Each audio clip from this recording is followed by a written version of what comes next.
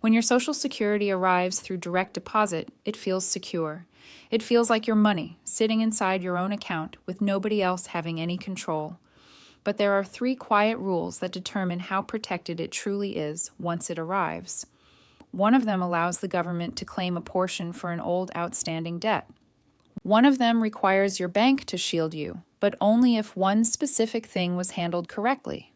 And one of them is a scheme that can drain the account before you even realize it. Let me walk through them, one at a time, in straightforward language, so that nobody ever catches you unprepared. None of these 3 is intended to frighten you.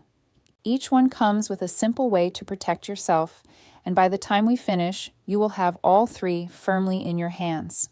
So stay with me, because the last one can happen the quickest, and it is also the simplest of all to prevent.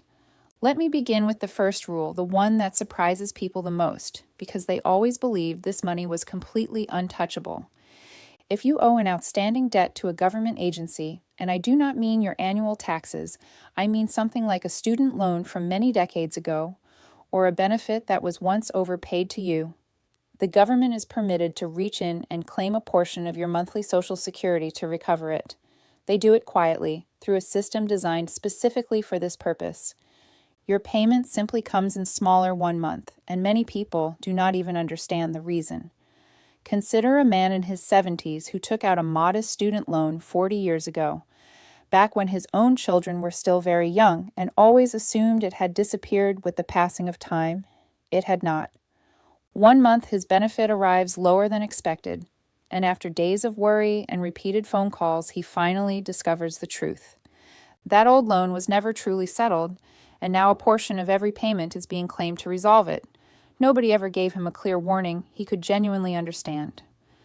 That is the part that is unfair, and that is precisely why I am telling you now, so it is never a mystery to you. But here is the part the government is required to follow, and the part you need to hold firmly in mind. The law states they cannot leave you with absolutely nothing. They must leave you at least the first $750 of your monthly benefit every single month, regardless of what that old debt is, and they can never take more than a limited share of the remainder.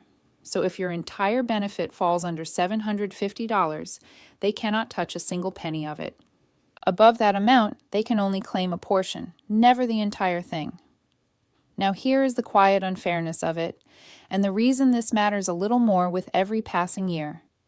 That $750 threshold was established back in the 1990s, and it has never once been adjusted. Not for inflation, not for the rising cost of everything you purchase. While your rent and your groceries and your medications have all increased for nearly 30 years, that protected amount has remained completely frozen in place, which means the protection the law provides covers a little less of your money with each year that passes. So if you ever receive a notice stating that an old government debt will be recovered from your benefit, do not panic and do not tuck it away in a drawer. You have the right to request a review. You have the right to demonstrate hardship if repayment would leave you unable to get by. And you have the right to arrange a smaller, more manageable plan instead. The worst thing you can possibly do is nothing at all. That letter is not the conclusion of the story. It is the opening of a conversation you are entirely permitted to have. The second rule is the one I most want you to carry with you, because it is the rare one that actually works in your favor, and almost nobody is even aware it exists. This time the one taking is not the government. It is a private debt collector. Say an old credit card balance, or a medical bill, or some debt from years in the past ends up in the hands of a collector, and they obtain the authority to freeze funds in your bank account. You might assume your Social Security sitting in that account is available for them to claim. It is not. There is a federal regulation that requires your bank to step in and protect you entirely on its own before you even ask. When a collector pursues your account, your bank is obligated to look back over the previous 2 months, add up every dollar of Social Security that was deposited for you during that period, and set that entire amount aside as completely untouchable.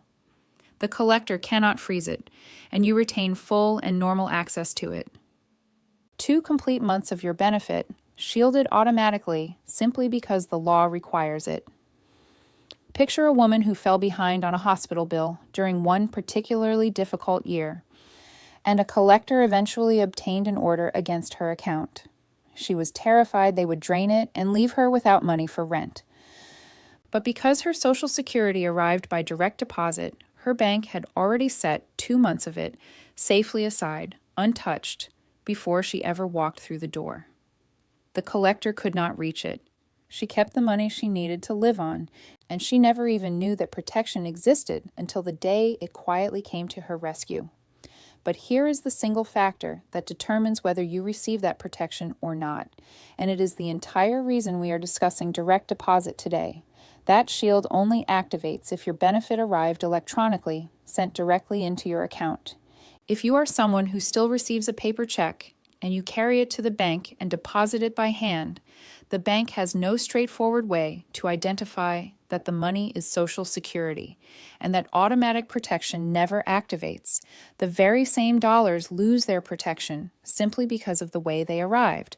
So the clear lesson is this: having your benefit arrive by direct deposit is not merely more convenient. It quietly wraps your money in a legal protection that a paper check can never provide.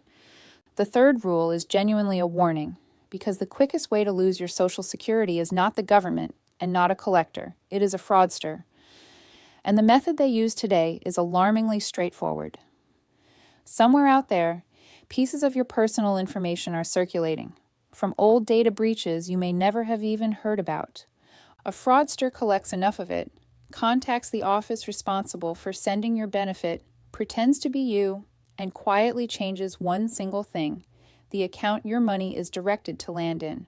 The next payment, the one you were depending on, bypasses you entirely and goes straight into their possession. And the first time many people discover it is when the money simply does not show up. Now, do not let that unsettle you, because the solution is every bit as straightforward as the scheme, and it is entirely within your own control. You can establish your own protected account with Social Security online, and once you have claimed it as yours, no stranger can come along and pretend to be you, because the door is already secured from the inside. You can also request that no change to where your payment is directed can ever be processed without an additional step that only you are capable of completing. And every month during those first few days, when your benefit is expected, simply check and confirm it has arrived. A fraudster is counting on you not to look. The very moment you become someone who checks regularly, you become a difficult target, and they move on to someone more vulnerable. Before you go, hold on to the single thread that connects all three of these together. Money that arrives by direct deposit is protected in ways that cash and paper checks simply are not. The straightforward act of having your benefit sent directly into your account is itself one of the strongest protections available to you. So make certain that is how yours arrives. Keep watch over it in the opening days of each month, and never share the private details that would allow someone to redirect it. If you know an older person who still receives a paper check or who has never heard any of this, pass it along to them, because this is the kind of quiet knowledge that protects a person long before they ever find themselves needing it.